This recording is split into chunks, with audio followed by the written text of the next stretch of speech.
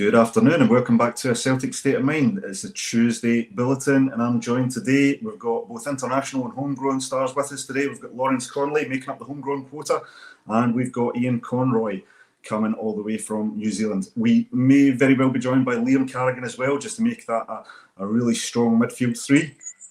But otherwise, we will kick off with our current lineup. Gentlemen, how are we today? Good, yeah. How are you? Doing okay. Still trying to get used to this. If anyone sees me lean into the screen, it's just because I'm going to bring up comments. I've already had a bit of a slang for this pen, but it's because I'm short. I can't reach the screen, so we'll do what we can. So we're in that sort of limbo period at the moment. Transfer window's open. We're not seeing a huge amount of movement. Lots of rumours, lots of speculation, lots of, I think, some realistic targets, some maybe not so realistic. Fans are starting to get a little bit, uneasy, a little bit restless. Are we going to get those real statement of intent signings across the line? Two that we've been linked with probably most heavily in recent days have been two that we're familiar with, which is Bernardo Idah and Bernardo. It looks like moves are being made, or at least speculation indicates that moves are being made to sign both of these players. Lawrence, I'll come to you first. If we were to sign Idah and Bernardo, and I put this out in the socials last night to kind of gauge the feeling. There was a lot of comments coming back. But your opinion, would that constitute excitement, saying we're doing the right thing, or is that kind of just the minimum that we would expect? I suppose we're doing things in order. They're the easier transfers to get done. They've already been at the club. We know what it gives us, and both deals are relationships with those clubs are a good bit in. So I think they're the easier deals to get done. We'd hope that we end up signing both of them by the end of this week. We've moved a few players out as well. So, yeah, we're taking things off. Players coming in, I think I've said from the beginning, I'd expect mid to the end of July is when we're going to do our business. I think the Euros is having an impact on the transfer market. Whether we sign players for the Euros or not will have an impact on the market as a whole. Other clubs might be looking at players in the Euros before they're willing to let somebody go. So, yeah, the two of those I would expect to be in this week. But I'm overly fussed that we've not got people in yet, adding to the squad. Because let's be honest, they were part of the squad last year. So, no, I'm expecting this transfer window to heat up a wee bit later just due to the Euros. Gotcha. And Ian, passing over to you, how are you feeling about the recruitment process so far? Are you kind of in that position where I'm comfortable where we're at, or are you starting to get itchy feet at the moment? I'm kind of, I think I've been quite vocal about it, and I don't believe that it's going to change really. I was just thinking before about, yesterday I was thinking about sort of when did we last have credibility about going out and getting players and being serious contenders for well-known players and kind of that next level player. And it was right back to the Martin O'Neill era, and I think since then we've been left behind. Football, obviously the money, the financial gaps got bigger and bigger, but I think also our credibility, and I think, obviously it started with Gordon Strachan. He had to sort of start downsizing. It was pretty much the season after Seville, really, that things really got real, and I think since then, we've exponentially just sort of had to downsize until we're in a little box flat in a tiny little part of Manhattan. It's crazy, really. So I think with that attitude, can you imagine now that sort of Brendan Rodgers wants to go out and sign some marquee players? I don't think any agency even would have that credibility.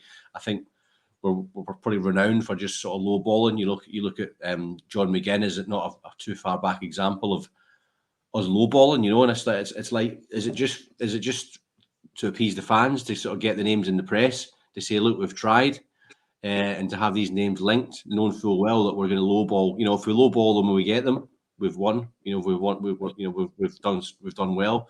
But the likelihood is that that's not going to happen. We just lost one of our sort of promising young players in Rocco Vata to Watford.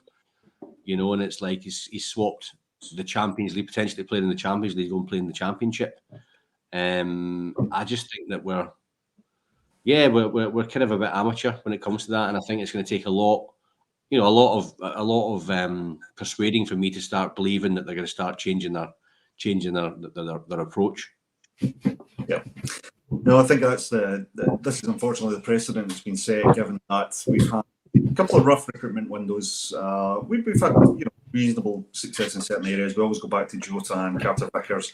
What I think would qualify as those statement of intent signings. Decent money. We've had the occasional one over the past few years. Chris Julian. We've spent on Edward, etc. But I think it's the approach, certainly based on the last couple of transfer windows, seems to have changed a little bit. And I think that the biggest consideration here is that at this moment in time, we are a weaker side than we were at the point we ended the season. We've lost one of our most key members of the personnel in Joe Hart, so we don't have what I think many people would consider probably the only first-team quality goalkeeper there. I think if we were to go into the first game with Scott Bain, and I think it's even less likely that Seagrass will be around, but if we were to go into the first game with Scott Bain, I think there would be a major uproar in terms of his ability to step up to the mark. I think he's one that maybe still has a role there as a third choice potentially, but I don't think that's a signing that's going to appeal to the fans.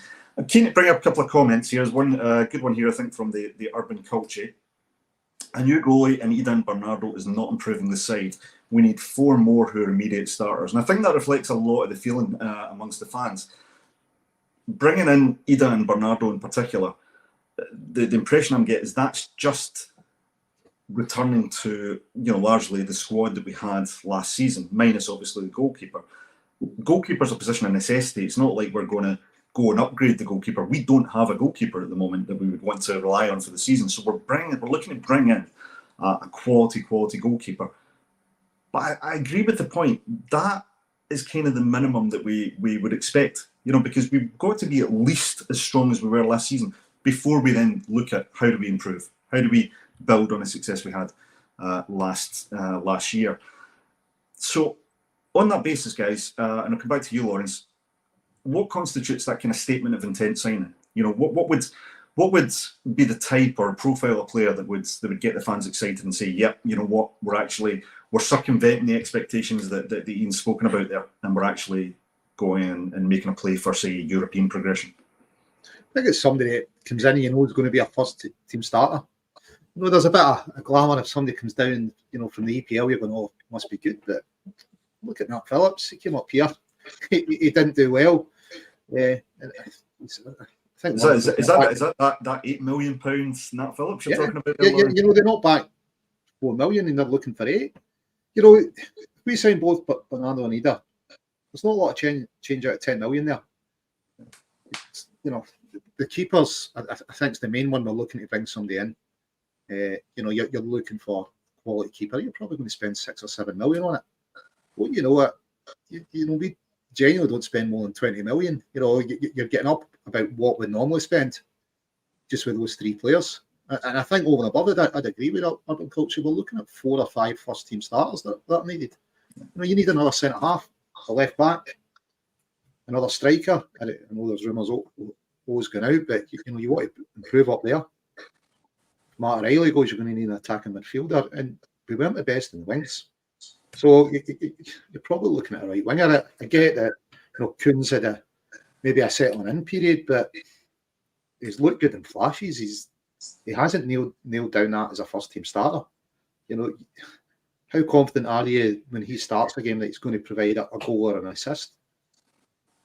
I would say I'm not confident at all. So the standard of player we looked at, I say is Memphis Depay, someone like that. We should be looking at a free transfer market, saying where's the quality there that can come in and help us make an impact in Europe.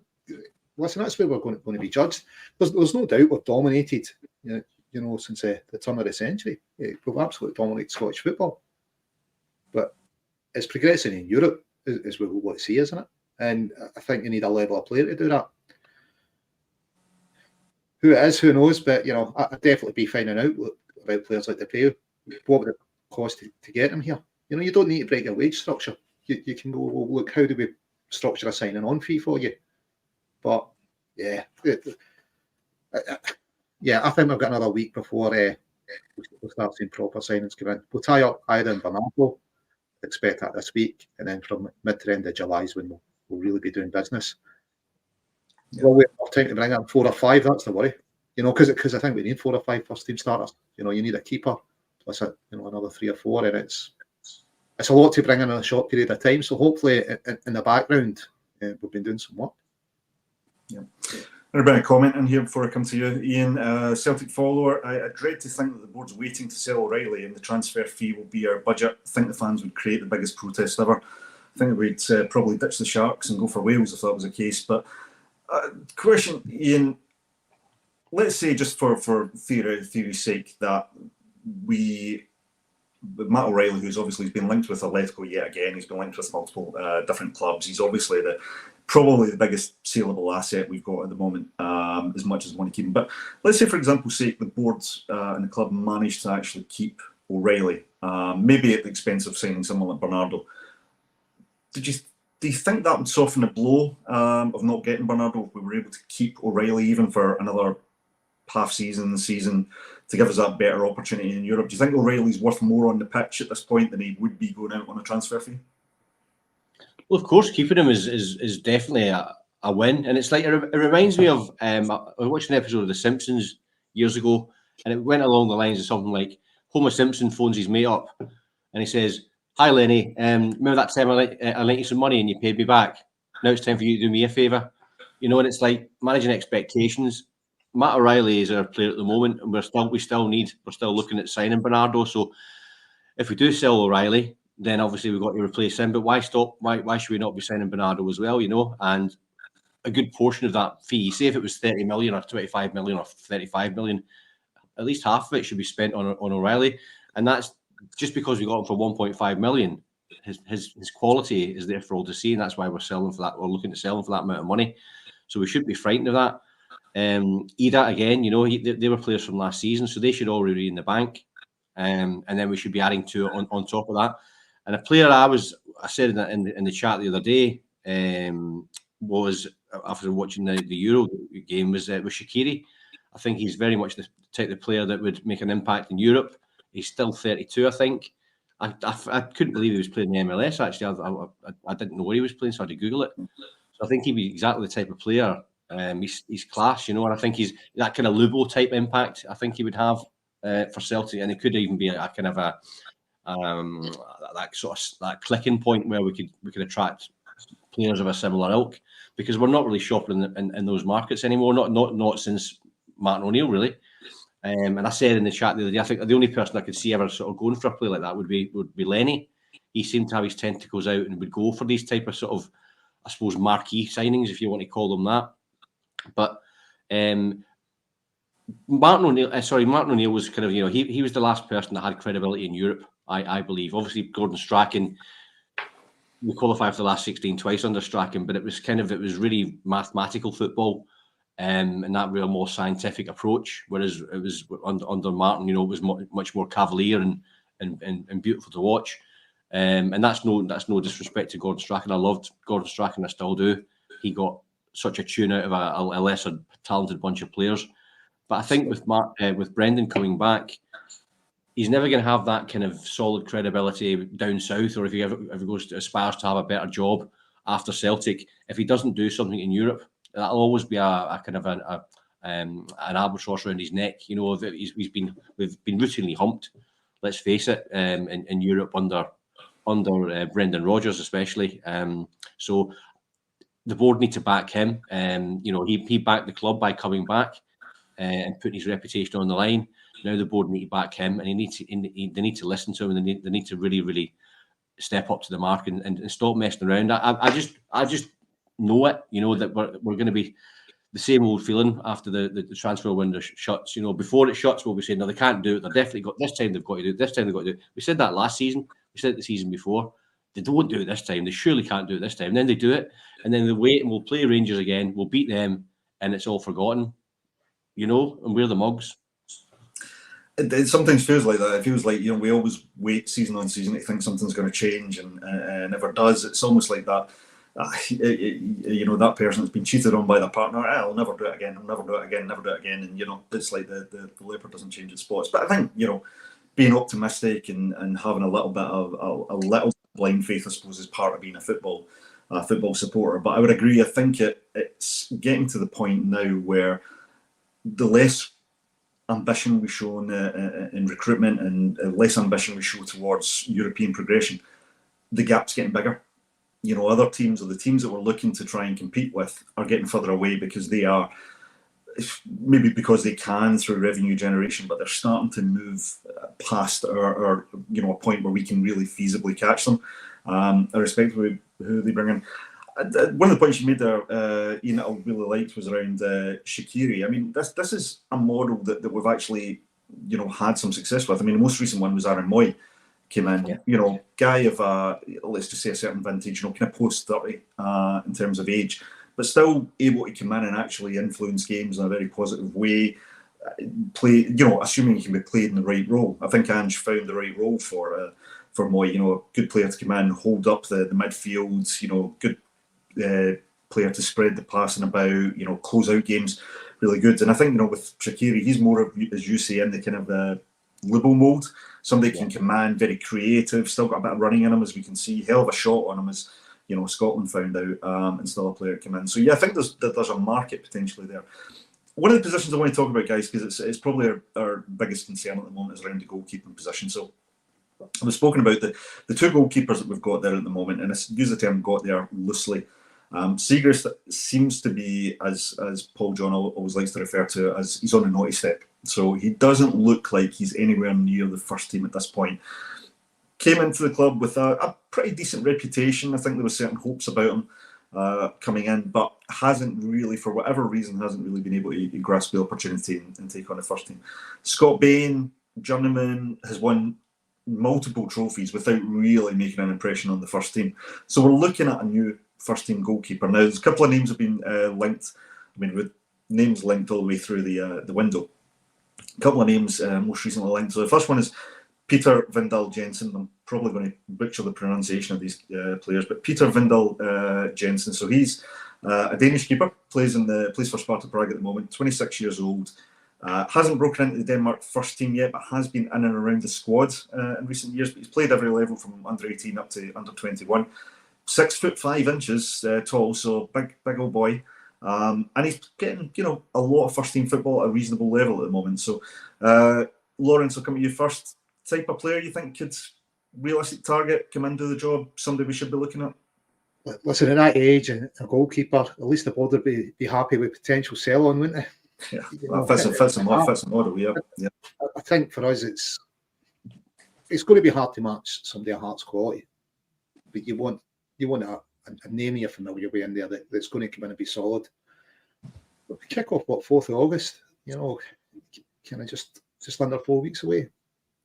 He's not going to have a lot of time to get to know the boys he's playing with.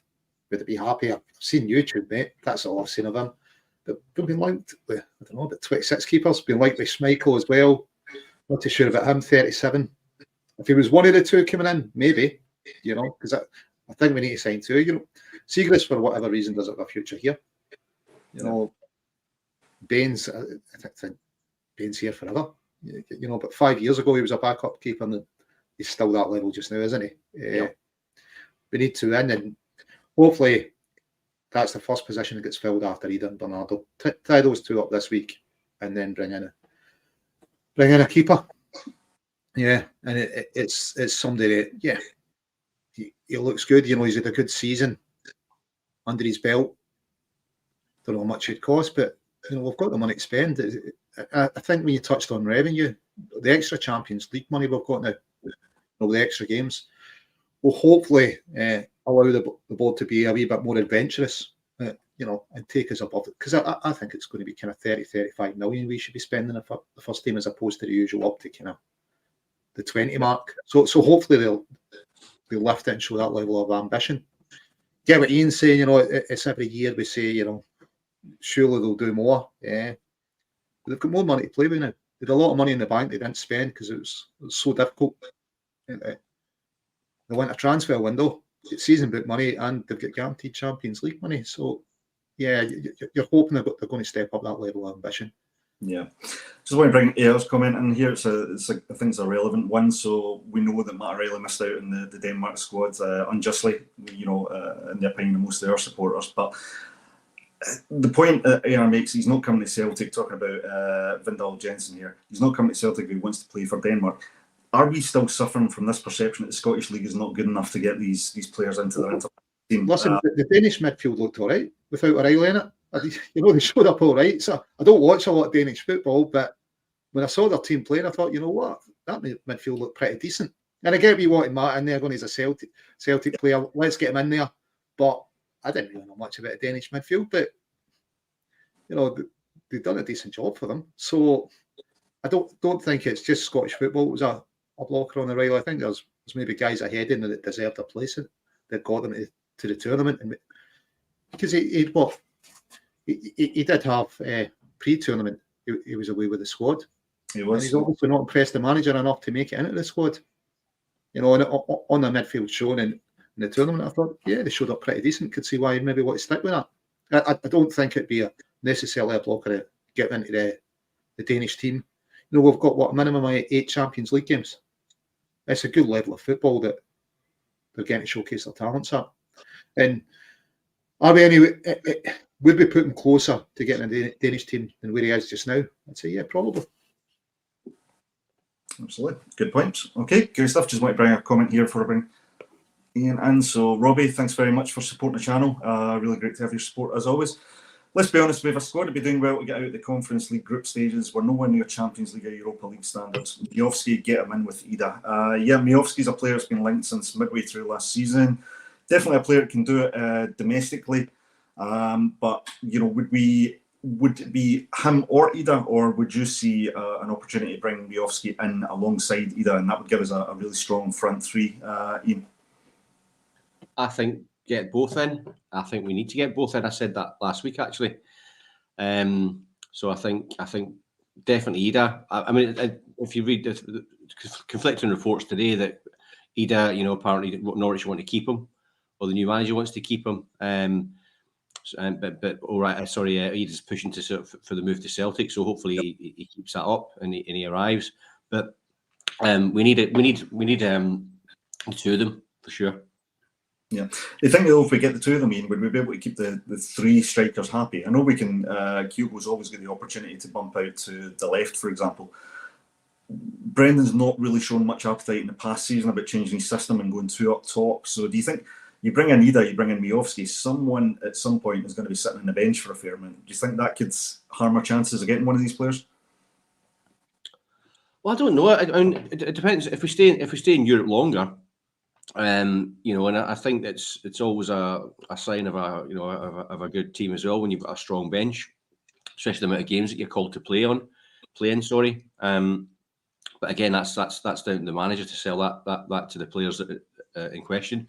And if you've got the three top quality strikers, that competition, I'm sure they'll all back themselves as players. So that's again, I get the point, of course, and it's like if I'm a player, am I going to want to go and play somewhere every week where I'm guaranteed? But I suppose if you're going to be guaranteed to play every week, is that going to affect your sharpness? I think all of us need competition. I think you look at Messi and Ronaldo. Would they ever have been as good had they not had each other pushing each other? In terms of that competition. So on a smaller scale and within a club nucleus, that competition is not a bad thing. But talking about the model before, look at when we mentioned Shaqiri, look at the model that Brighton adopt, which I think they go for a lot of these project players and younger players, but they also have a policy where they'll sign to complement that. They'll sign players that are over 30, who are there as older heads to grow these players, these younger players. So it's obviously going to boost the income ultimately. But we don't seem to be doing that. We seem to be like, oh no, it's a bad word, over 30 if there's no sell-on value.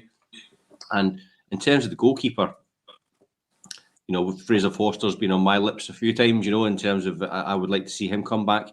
Didn't you and Big Fraser got so close, Ian? Yeah, he used to live in the corner for me, actually. Yeah. It was never. Yeah. But anyway, so it's a position where I don't want to even consider thinking about a sell-on value. It should be a stalwart position where they're there for a good number of years, and I get the model, the sort of the position we're in the sort of the global football and landscape. You sell your assets, so you buy these players with an eye on sort of selling them in 2 or 3 years later to increase the value, but not all of them, because you're decimating your team, and it's counterproductive, and you've got to keep starting from scratch. If you've got this conveyor belt, and a succession plan that I've talked about a few times, then you're kind of obviously, that's fine. You sell one season, one the other, and you do it that way. You stagger it, or maybe two, but not all at the same time. I think we would just have a fire sale every season if we could, if the right bids were coming in. But we could never ever build then, and of course we're going to keep getting stuffed in Europe. And then another thing, we have this, I think this fear now, this fear factor in Europe.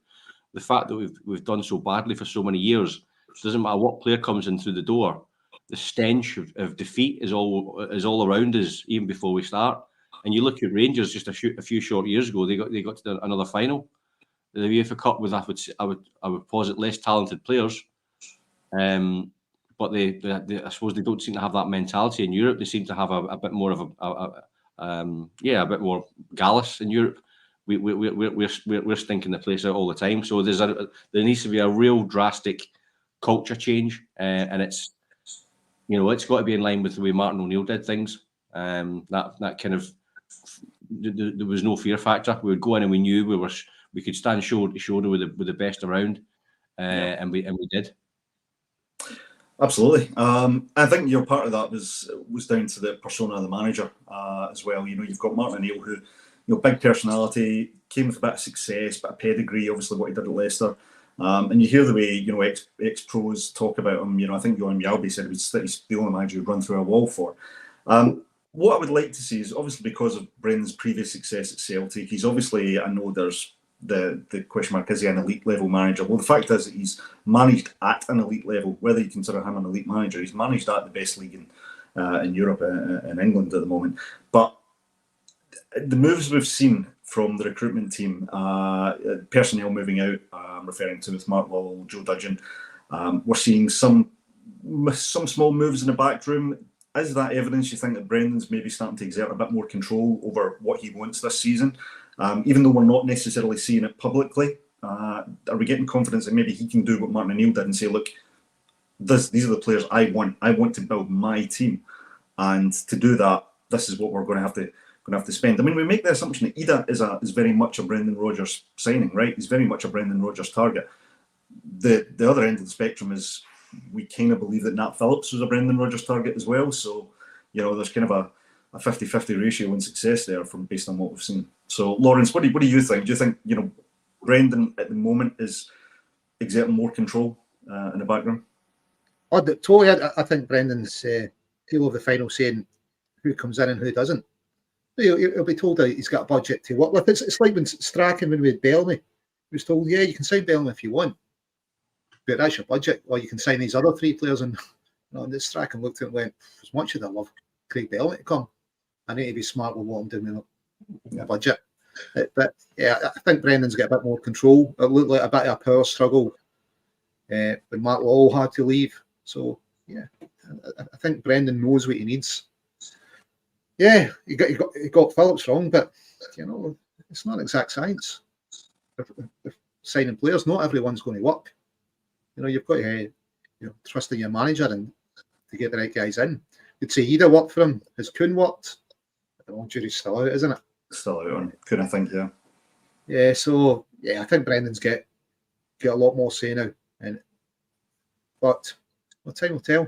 I think it's just frustrating that if this hadn't been Euros, I think we'd be a bit further ahead with signings. But it is, and I don't think Brendan's panicking just yet. I think he'll be applying pressure to get players in, and I think he's ticking things off in the right order. Haksabanovic didn't suit Brendan. He's moved on. Vata had a contract, and Watford, reported they offered him 25,000. There's no way we could have competed with that. That's put him up close to Carl McGregor. It's unfortunately just where we are. We just couldn't compete with that offer. I think we offered about 8 or 10. I think it's still a fairly decent offer for a young player that's, yet to prove himself. You know, he's more potential than product that he's put on the park. Unfortunately, to lose him, but you know, it's maybe just the way it's going. When someone comes in with that kind of money, we can't compete at that level. Getting Bernardo Idah this week, it would tick 2 guys off that we need to get done. Yeah, but yeah, I'm pretty sure Brendan's the guy driving things just now. Absolutely. Just going to bring up a couple more comments here. So, Lawrence, me and you are getting pelters here. Is my hair held together by hairspray? People need to know. Here I go. First day back hosting, I get a haircut, and you know this is what you get. But no, it's not held together by hairspray. I'm not revealing my products other than soap and water at this point, mate. And Lawrence, you're getting right up. You're impersonating Danny Dyer apparently with the Tagini top. So I have to say, I don't know if he's got a green and white one. To be honest, you're behind the bar, so it makes sense. There is I think his is blue and white. Big shout out to Johnny for the Glenrith CSC. That's his lucky top. He wore a blue and white top for a Safeco game, and yeah, we ended up winning. So he wears it every game now, and it works as a bit of a good luck charm. Good stuff. Good stuff. So, looking at some of the comments, a lot of people are talking about, you know, another area of focus for us in terms of recruitment, left back. We've obviously still got our last season's first choice left back in Greg Taylor, but as has been mentioned several times, you know, Greg Taylor is a bit vulnerable at certain, certain defensive elements. You know, struggles against a player with, you know, a bit more height. We've been talking about, you know, who's a sufficient backup or alternate to the left back position. So, Ian, jumping to you, what's your thoughts on the left back position? What kind of players should we be looking at there? Anyone that you think of note we should be looking at? Do you see Greg Taylor still being the first choice? What's your thoughts? He probably will be, and I like Greg Taylor a lot. I think he's been a really great servant, and he's obviously, you know, you don't always have to be a giant to be a defender, especially at fullback. But I think with the evolution in a positive way in any football team, you know, your kind of your best player or your most consistent player over the period should then become your standard, and then eventually your worst player. You know, and I think you know, with the likes of Carter Vickers and stuff, you know, I think we'd acknowledge, you know, he's probably one of our best players. But with the evolution of the team to try and do better in Europe, we exponentially sign better players. So therefore, then Carter Vickers becomes the average player, and then, you know, the weakest player ultimately, because we've strengthened and things. So with that in mind, then I think we need to be looking at a better quality player than Greg. And it saddens me to say, you know, that's just the way it is. You know, in a big club, you know, he's had a good number of years, and I think then that would mean he would sort of fall into backup, or, you know, if he was happy to do that, or, you know, and be rotated, or maybe we'd move on. But I think we need better quality, but better known quality. And I don't mean just, we must be able to sort of, us as fans, we must know about him because we read the newspapers and we're comfortable with who you're signing, but not a project that could be hit or miss. We need it to be more. We need it to be sort of 75% plus that it's going to be a hit, and that means that they're proven in a league somewhere that is known to most of us. And in terms of the recruitment policy, how we make that work, it should be really simple. And you mentioned before about is Brendan an elite manager? I believe he is. I think he's a first class coach. I think he could coach Barcelona. I think he could coach Real Madrid. I think that he's that good. But it depends on the tools he's given, and I don't think he's really given those tools at Celtic. I think if he went back to Liverpool, for example, I think he could have taken on from Klopp easily. I know obviously he's been there before, but he was a lot younger then. Yep. I think he's grown and he's learned a lot. So we need to give him the tools, and it's a really simple process, isn't it? Really, we don't need an army of recruitment specialists. You know, the manager should ultimately be identifying the players, but it should be in good enough time, and he should have a team of people who are going out and getting these players and make sure to secure them, like we did under Ange. Ange had the cojones to demand that, and it kind of more or less worked, you know, and then it made them look good as well, and behind the scenes, you know. But it's not a difficult process, but I just think that the penny pinching hamstrings us. But did Ange have an advantage though, that he was intimately familiar with a league which isn't high cost league. I mean, he brought in guys like Kyogo, Hatate, Maeda, guys he kind of real confidence that could perform, but he also knew they weren't going to bust the bank or certainly break the Celtic's recruitment model, because we didn't pay huge sums of money for these three big impact players.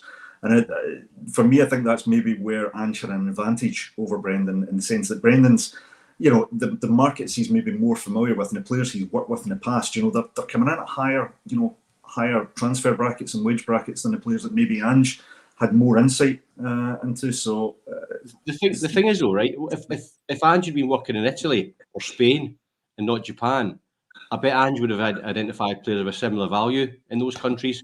Not every player in those countries are 50 million type players. We look at the player. Look at Italy, for example, who are cherry picking players from the Scottish league, Scottish players, and taking them and turning them and polishing those gems. It's all spots and maybes. We can't be sure of that. But you're right in one aspect. But I think there's players everywhere. You look at Girona, the success story of Girona. I know they're part of the City group, but there's sort of the lesser teams. There's players there. Athletic Club. That there's gems at the clubs like this that they grow and bring to their academies. Obviously, the obvious ones that do really well, they go for big money. But players that are not even maybe sort of in the middle of that range, they should be in with a shout for signing for a club like Celtic and getting that exposure in the Champions League. Absolutely. No, I think you're 100% right. Okay, I want to move on a little bit from recruitment. Talk a little bit about the game against Ayr United. The other day, we had obviously a whole load of youngsters there with a couple of first-teamers who I don't think necessarily covered themselves in glory, albeit in a very much a non-entity game. But Lawrence, any observations for the Ayr game? Anything that kind of stood out for you that's positive for the season coming up? Any opportunities for these young guys to step up, do you think? Or are we looking to, farm a few out on loan and just... we always talk about the lack of opportunities for some of these young guys, but anyone you saw that you thought could make a step up, even in that short time? Good to see Dane Murray back. Yeah. Look decent again. Get him fit. Is he better than Lager Bielka? Probably. From what we've seen him when he's fit. Bojan Lowe looked good. There's rumours of him going to Birmingham on loan. I don't know if that's tied up yet. But if he moves out, obviously it's another step up from playing at a higher level. But he looks like one for the future. I suppose Josh Clark looked okay when he came on. But it's a friendly game, we're doing a favour for Scott Brown. It's how much stock can you put in it, But yeah, I suppose those three kind of look like ones for the future. Over that, not overly impressed by anyone else, but I wouldn't put too much stock in that game, to be honest. No, absolutely. I think it looks we would expect possibly a similar team tomorrow night as well in the game against Queen's Park. I don't think we'll see too many changes. Ian, what about the more senior pros that were in that game? Jan played, Kobayashi actually had a little stint in the first half at left back. Iwata came in and played. Do you think, particularly guys who are maybe on the periphery at the first team at the moment, and Yang, can you see them sticking around for next season? Do you see a place in the team? I like O. I was surprised to see that we're looking at selling them. Maybe that's a nod to the fact that we're going to sign two strikers. I would like to see him go out on loan. I think he's a season away somewhere playing every week, and taking the knocks and getting a few goals. I think that would stand us in good stead, and he could come back and hopefully slot in. Same with Yang. I think Yang showed in flashes last season some pretty decent capability. But again, he's raw and he's young, but I think he's definitely got potential to be a Celtic player. Maybe just needs to get, and I would maybe loan him out in the Scottish League, like we did with Quan. Quan did well with St Mirren. So I've been an advocate of that. Getting them out playing on the same pitches against the same defenders, same strikers, whatever it might be. And obviously, hopefully sort of taking points of our rivals as well. Absolutely, and I think that if you see these players that first and foremost the squad players, chances are they're going to get the bulk of their football in the domestic league. So I think you send them out on loan to a level either within the same league or a similar level, so they get exposure to playing with those sort of players. That means when they come in, they're actually much more mentally prepared. we spoke about Yang last season multiple times about the fact that certainly in some games he looked like a deer in the headlights. Didn't seem to be able to handle the physicality, couldn't really handle the hostility from the fans, that kind of thing. So I think you need to get these players more exposure to that sort of level and those sort of conditions so that they can come in and make a meaningful difference. Just going to bring a point in from Danielle here, because I think it's a really good point. And it goes back a little bit back to recruitment, but it talks about we need a director of football. We need stability, so when managers leave, the whole structure behind the scenes again, you've got that consistency and stability. So I think that's a great point. We need someone also to work with Brendan identifying players. Now, we spoke about Brendan already maybe having or exerting a bit more control in the background. But do you think even someone like Brendan, who's, Ian said, has managed at elite levels, an elite level manager, could they benefit from having someone come in that can take some of the load off of, the recruitment side from Brendan, help him identify players, understand the requirements of the team? I mean, Lawrence, could you see Celtic working with a director of football? Oh, I could see one coming in, but I don't think Brendan does it all on his own as we stand just now. I don't think the recruitment team sit waiting and Brendan going and have a look at that player for us, speak to that player. He wouldn't have enough hours in a day to do it all by himself. So, I know Tosh and team are working hard there, and yeah, they're proactive. They don't just sit and wait on Brendan. But yeah, it'd be good to have a structure come in and say, look, this is the way we always want to run.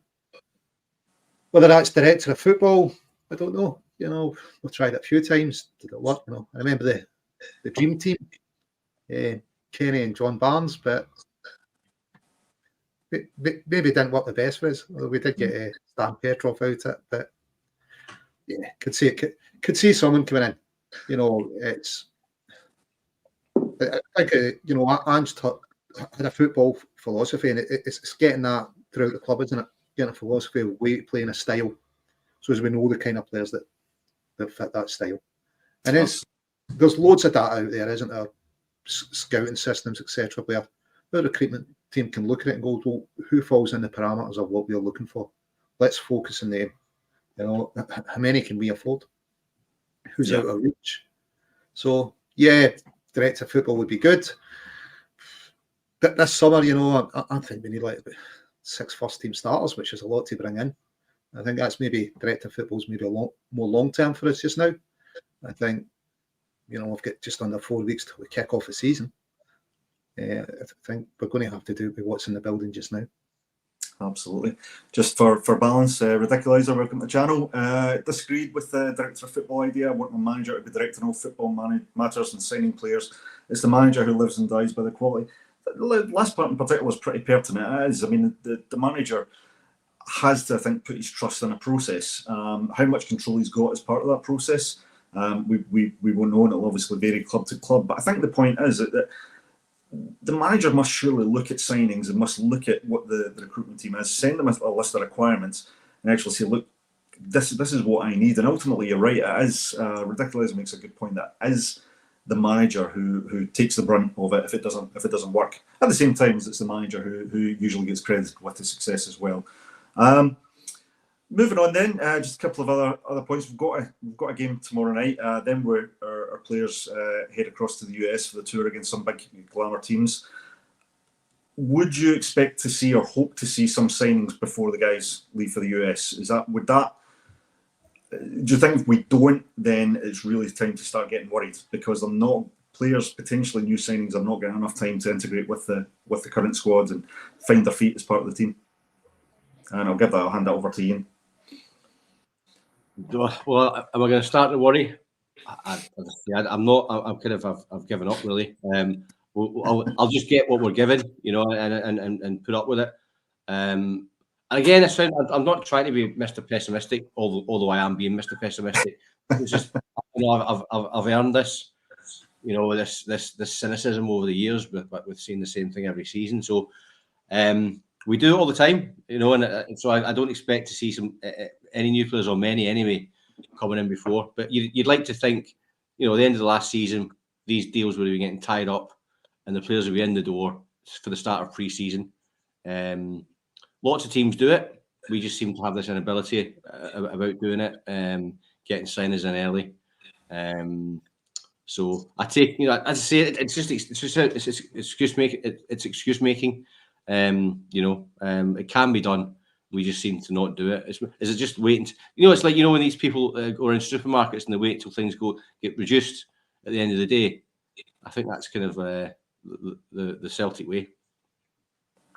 Yeah, absolutely.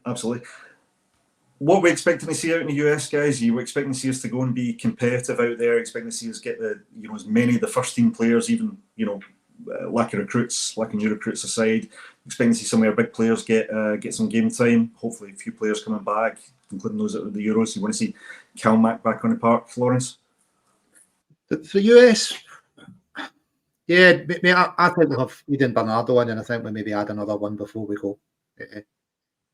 It's just about getting the players fitness up, which the other players that come in subsequent to that are going to have a bit of catching up to do. I mean, we do start early for a football season, 4th of August. It really is, a bit about letting American fans see us up close. I know my wee cousin Victoria's over there. She's got 4 or 5 football academies over there, so she's looking at going to some of the games. But it's pre-season, mate. Do we put too much stock in it? It's 4th of August, isn't it? That's what it's all about when it kicks off. Well, I think I would be worried about not having too many in for USA. If we don't have them in for the 4th of August, that's the problem. Yeah, no, absolutely. I agree with that 100%. I think, though, is the balance that if we go over there, and a couple of people have mentioned it in the comments, if we go over there and we absolutely get torn apart by, say, things at Man City or playing in a couple of other teams, if we get torn apart by these teams, does that further highlight the need for new recruits? Does it increase the kind of pressure and the scrutiny on the manager and the team? Do we start to see that unrest really, ramp up? Because and it's as you say, it's a pre-season game, it's a pre-season tour, but I think the expectations are at a level where if we see that, it just highlights the deficiencies we might have in the squad at the moment. I mean, it's different from playing air and playing a bunch of kids. If you start playing what we have in terms of a first team over there, and the result really goes against us, I don't think too many of the fans will sit back and say, it's just a pre-season match, doesn't mean anything, because everybody's thinking about that August date where we kick off the season. I mean, what's your thoughts, Ian? To be honest, I don't really care. I think it's more of a commercial venture going out to the States. I think we're a global club, and I think it's just part of that. I wouldn't be too concerned. And with all this pessimism, I want to inject a little bit of positivity as well. A lot of positivity. Man. We love it. Good. Despite everything I'm saying, we've got Brendan Rodgers as manager, and I trust him implicitly. So that gives me the comfort factor that we're going to be all right, And I think last season when he came back, and I had a little bit of a wobble as well. As big a fan I am as Brendan, when we lost to Hearts, and it was that kind of wobbly period. I thought, oh no, has he lost his mojo? Is it, it's kind of egg? He's come back and he's got egg on his face, and we're not going to win the league. But he was calm, and he managed us through it. And he had a little bite back at some of those dissenting voices at the end of the season, because it's like, well, it was almost like, well, it's me. Why did you not trust me? So that's how I feel about Brendan. And I think, obviously, he hasn't got the most supportive of board or the most progressive of board, but he's got himself and he's got his team. So that'll do it for me. Okay. Say something. See if he takes the USA tour and results from it to make Brendan and the board and the club realise what we need for the first team. Then we are in trouble, because it's a bit late if it's going to take results kind of in the back end of July to realise what you need for the beginning of August. I think Brendan's well aware of what the team needs. It's just about getting it delivered and getting the deals over the line now. I don't think he's under any illusions that if we go out there and beat Man City, he's not all of a sudden going to go, oh, Jesus, this is worse than I thought it was. Or if we beat them, all right, maybe we don't need to sign players. I think his plans for recruitment are already set, and positions are well identified. Absolutely. And I think going back to the point you made there, I think it's quite a good one. You talk about the trust in the manager. Now, last season, obviously, he came back. There was doubt from multiple different channels and different areas, even within the Acsom group. Some of us very much in favour, some of us less so. But throughout that season, and coming under some of the challenging conditions that he did, obviously not necessarily having what we assume were his players, and having to adapt players to assist them and get them all on board. But the fact that he got us over the line, okay, it wasn't a treble, which we've probably been a little bit spoiled and used to. But getting us over the line against, albeit not a fantastic Rangers team in any way, shape or form, but has he done enough in that last season to merit the patience of the fans a little bit at the moment, to trust the process? Or is it the fact that we don't necessarily distrust the manager, we distrust the process? I mean, what are you thinking? Sorry, what do you mean? Do you mean the process in terms of what how the board approach it? Or yeah, I mean, even if the manager has earned the trust to a degree where he gets enough patience, or the fans will give Brendan enough patience, do we have enough trust in the process sitting behind the recruitment to offer that patience? No, I've got no patience with the board, and I say no patience. I respect them.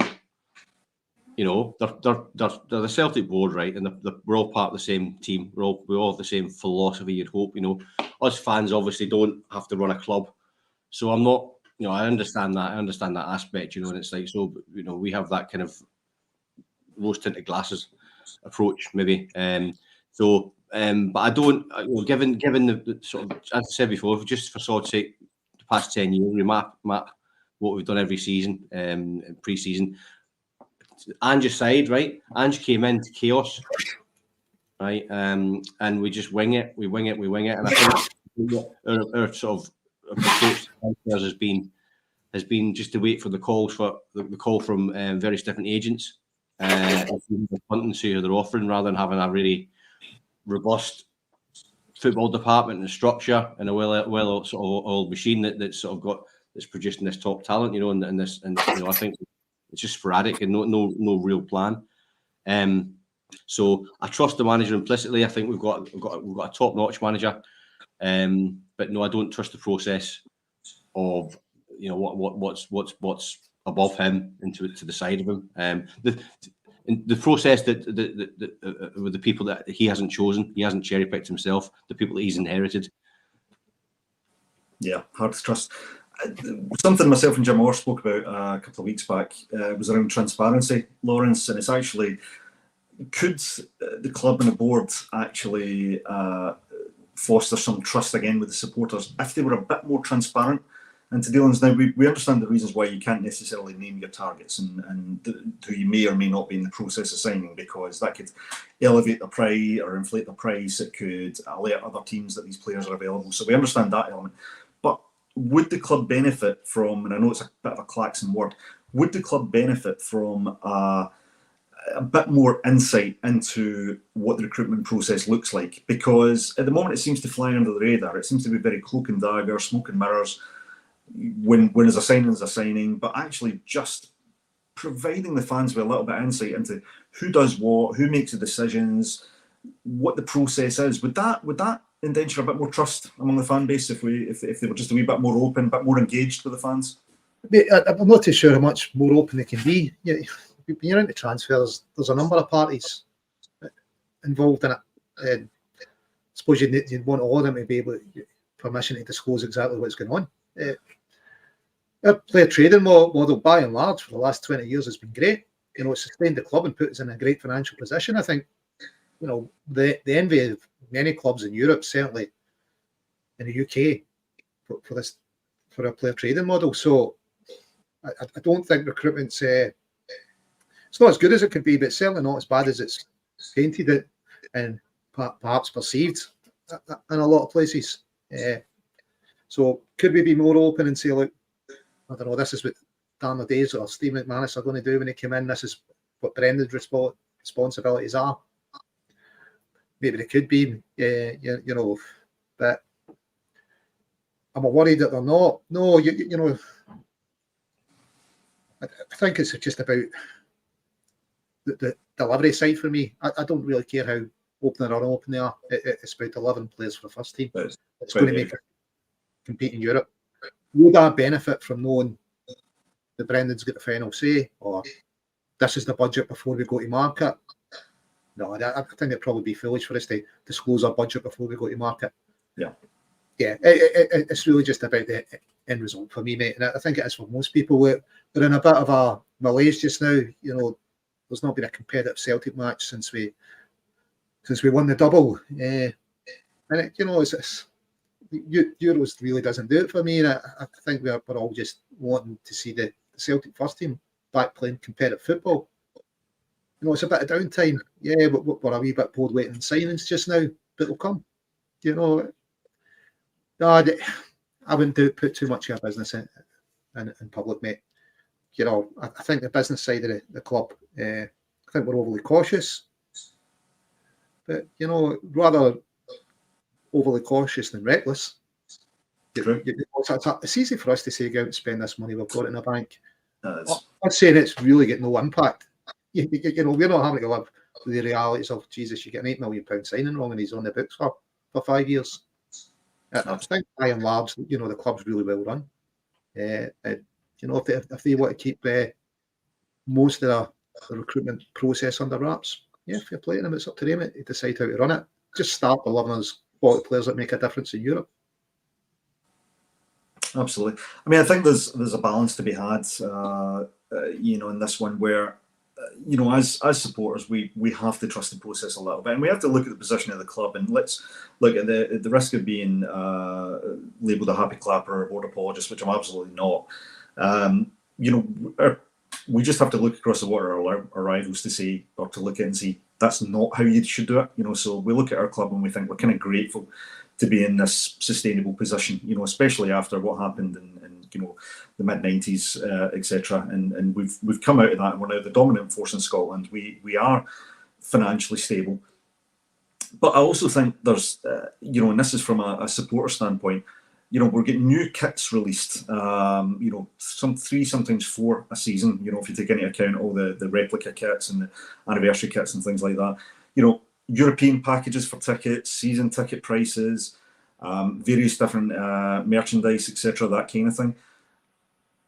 Should the boards not provide something back, given that level of commitment that the fans year in, year out show towards the club? Is that not something that as fans we kind of deserve, because we throw so much towards the club? And even if it's just a drop in the ocean in terms of revenue generation, it's a huge commitment, especially in today's climate. How could the boards, you know, as I say, re-engage with the fans a little bit more and demonstrate that, you know what, we appreciate all your support, and by the way, here's what we're trying to do to progress. At the moment, I just think silence doesn't foster that element of trust. I don't think they care. I think they're just quite happy with the way things are. I think their bonuses only go up. They don't sort of level off or go backwards. You know, I mean, I wasn't really bothered with 10 in a row. That's just, you know, how many titles you win and all that kind of stuff. Whatever, you know, just win as many as you can. But it was important to a lot of people in terms of, you know, that just, you know, getting beyond the 9. Just to have that line in the sand. But, you know, I presume bonuses didn't go down that season, you know. So I don't think they really care. I think there's a bit of an echo chamber with that board. I think that, you know, they're just going to keep the status quo. You know, it's like the SFA or the FA down in England. You know, they've all got nice little cushy numbers, and I think they're hitting their KPIs. To you know, we're winning the leagues and stuff like that. So. We're just ahead of Rangers. You know, I think Europe's just a nice little cherry on the top. You know, we go for a little ticky tour around Europe every year, and visit some nice cities, and laugh and just say, you know, at least we tried and took part. But yeah, I mean, in terms of that would only happen, I think, you know, that kind of I've used Jim Ratcliffe and Ineos coming in at Man United a few times as an example, because it's fresh in the memory, and it's, you know, I think we're a club up there with the likes of Manchester United in terms of stature and fame. You know, they're going out and they're taking it seriously, and they are engaging with the fans. They're letting them know this is the plan, that we're changing things. We're trying to change the culture. We're trying to re-establish Manchester United as the dominant force in that league. We are the dominant force in our league, so it's like, you know. But I think we talked before about, you know, the hotel and these plans that are released about the hotel and things, and that's kind of died. All these things can add revenue that would mean that we wouldn't have to release seven or eight 100 kits a season. Because it's squeezing this, it's squeezing that stone, and us fans, and it's like, it's a lot of money, and if you've got 2 or 3 children who all want the strip every year, you're superseding the strip every year, and that kind of in the playground, who wants to be left behind? All children want to be wearing the same kit as their heroes, and it's putting parents under pressure to keep up, and that's feeding the coffers that's going into the bank and not being reinvested on the pitch. And Lawrence, get back to what you said before about the concern about maybe getting that £8 million player and that it doesn't work out, and you've got that asset that's not paying its way. What they're doing though is they're splitting those type of players down to 3 millions and 2 millions. They add up to an 8 million, and the same thing's happening. So what do you do? It's the same thing. It's just more players sort of not performing and not giving back. I think the way around that is the fact that we get established players who everyone knows has done it. So there's that level. I say like 75% rather than a 50% chance they might do it. It's got to be sort of the realms of 75% and above to sort of hang your hat on the fact that you're spending an 8 million or 10 million on a player. Absolutely.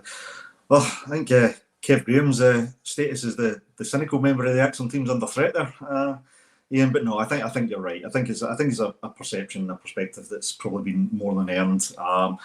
With that said, don't want to end in too much of a downer. So, last question to both of you, very quickly. Lawrence, do you think we'll go into the start of the season stronger than last season? Oh, undoubtedly, mate. I think we will. Yeah, I think even the board have got to see the opportunity there to build on what was a challenging campaign last season. The European riches, went up significantly. Could be easy to attract players. Say, look, it's at least 8 Champions League games coming here. I think Brendan, he wants to do something in Europe. He wants to progress. He won't want to come and say, well, right, you went up to Scotland and right, you won things domestically, but what did you really do in the European stage? That's where I think everybody wants to see is tested. There's no doubt we're the dominant force in Scotland, but what's next? And it's got to be Europe where we're going to be judged. I agree, 100%. Ian, same question. Stronger this season than last season?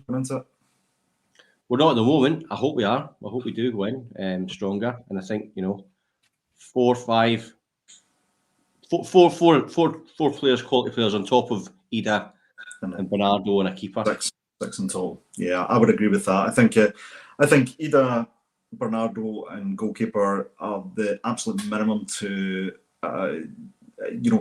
complete the season, as it were. I don't see those as being progressive signings for the new season. I think new season we need 4 players of quality, of first team established quality to come in, and maybe a couple of squad players as well, maybe a couple of youngsters coming through.